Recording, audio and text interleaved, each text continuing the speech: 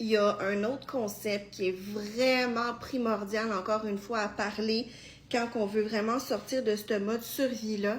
Puis moi, j'appelle ça les eaux noires. OK? On l'a vu dans la dernière vidéo, justement, il y a des portes qu'on doit traverser, des territoires inconnus. Donc, notre âme nous amène justement dans des deuils, dans des endroits cachés de notre inconscient.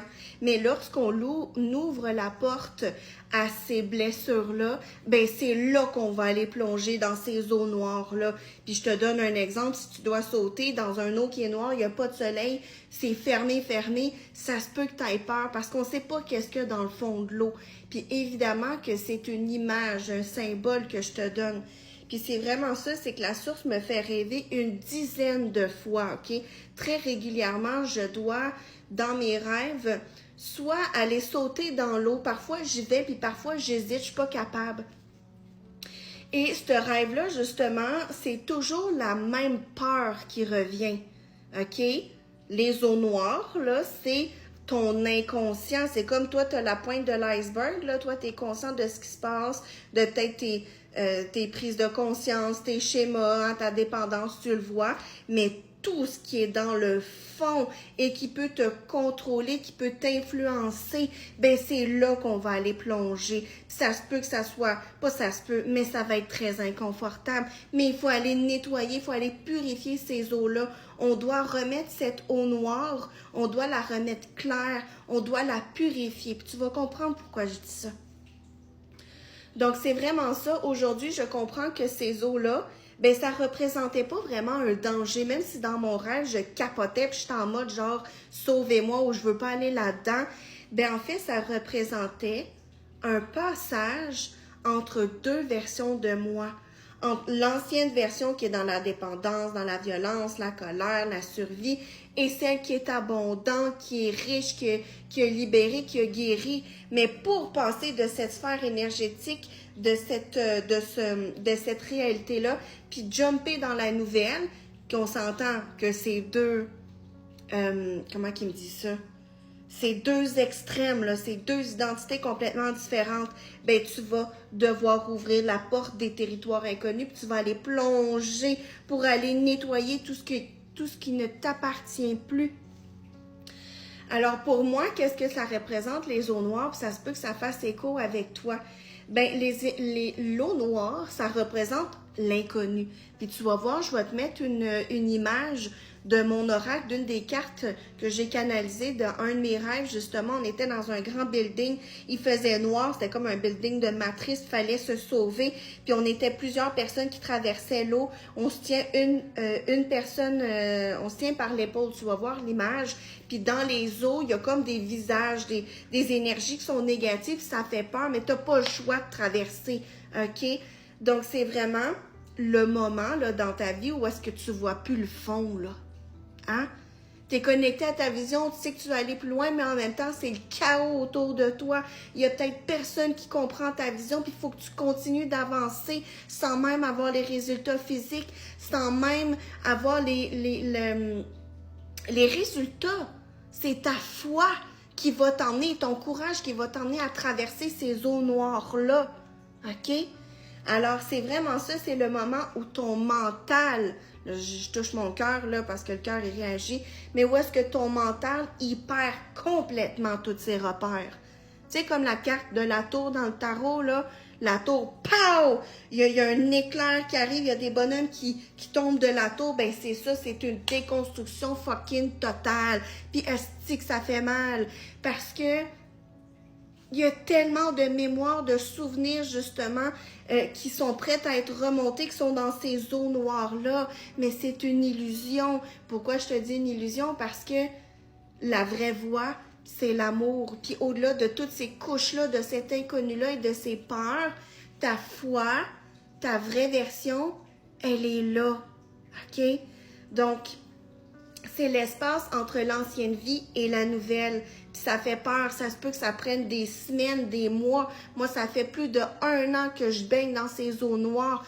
Hier, est-ce que j'ai touché le fond, là, ça a été vraiment, vraiment lourd, je voulais tout casser, puis je suis très dans mon authenticité, parce que dans mes vidéos, vous me voyez, j'ai de l'énergie, je suis dans un beau high, mais quand je suis toute seule, là, je traverse ces zones noires. Je suis en train d'ouvrir ces portes-là au territoire inconnu, OK? Puis parfois, je veux fuir, hein, mais je me vois là-dedans, j'ai conscience de ça. Puis le parallèle, je trouve que l'image qui est la plus belle hein, de ce que j'ai canalisé, c'est que les zones noires, en fait, les événements où est-ce que quand tu veux changer d'identité, puis que tout s'effondre autour de toi financièrement, il n'y a plus d'argent qui rentre, professionnellement, ça ne marche plus, peut-être dans ton couple, ça ne marche plus.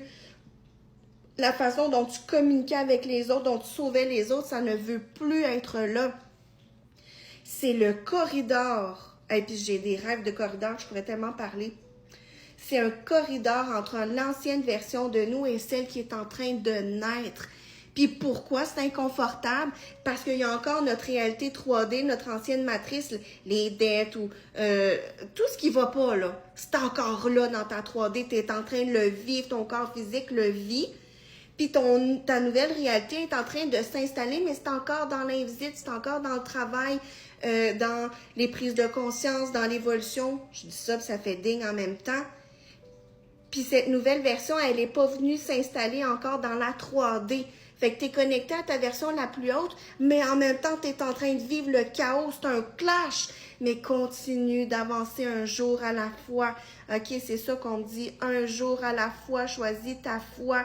Puis comme moi, hier, j'étais vraiment pas bien. OK, tout plein de choses ont remonté. Le deuil de mon père, le deuil de Gustave, les finances que c'est pas encore tout rétabli. Je dois partir dans 2 semaines, je sais pas où est-ce que je m'en vais. Puis tout le monde me dit, prends n'importe quoi, mais ma foi, puis l'univers me dit, ben non, attends jusqu'à la dernière seconde, tiens ta foi.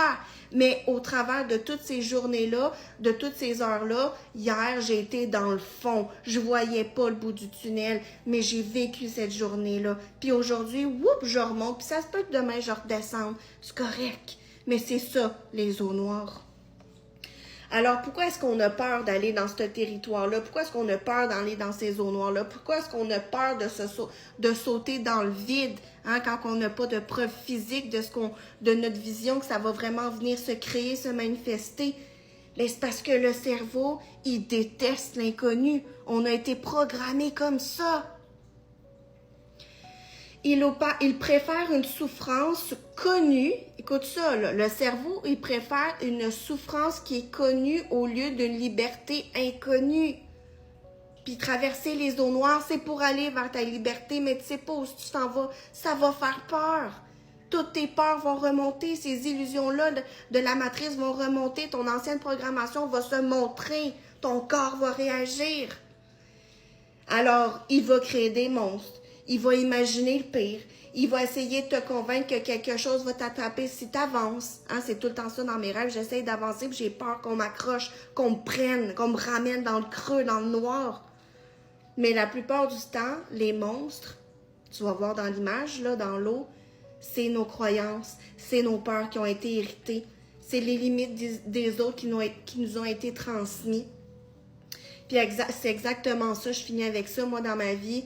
Je suis vraiment là, moi, en ce moment, dans ces eaux noires-là. Je dois quitter ma maison. Je sais pas où est-ce que je m'en vais. J'ai quitté mon ancienne identité. Je suis pas encore dans la nouvelle en ce moment. Je suis entre 2 réalités. C'est exactement ça que ça représente, les eaux noires. On n'est plus qui on était, mais on n'est pas encore arrivé. Fait qu'au final, justement, beaucoup de personnes vont croire que la foi commence quand on reçoit enfin un signe. Non. Je crois exactement le contraire. La foi commence lorsque tout devient noir. Et c'est lorsqu'on choisit quand même d'avancer sans garantie, sans contrôle, sans résultat, sans savoir comment tout va venir se placer. C'est exactement comme ça qu'on sait qu'il y a quelque chose qui nous appelle de l'autre côté. Fait qu'au final, les eaux noires, c'est pas une punition, c'est un passage, c'est un corridor entre 2 identités. Puis chaque transformation demande un moment où ce qu'on vient accepter qu'on on contrôle plus les choses. Right? Fait que peut-être que la plus grande preuve de foi, ce n'est pas de voir la rive, mais c'est de continuer à nager jusqu'à temps qu'elle apparaisse. Fait que je te laisse sur ça, les eaux noires, c'est pas évident, mais ta nouvelle identité, elle est de l'autre côté. Fait que continue d'avancer. Je t'envoie plein d'amour.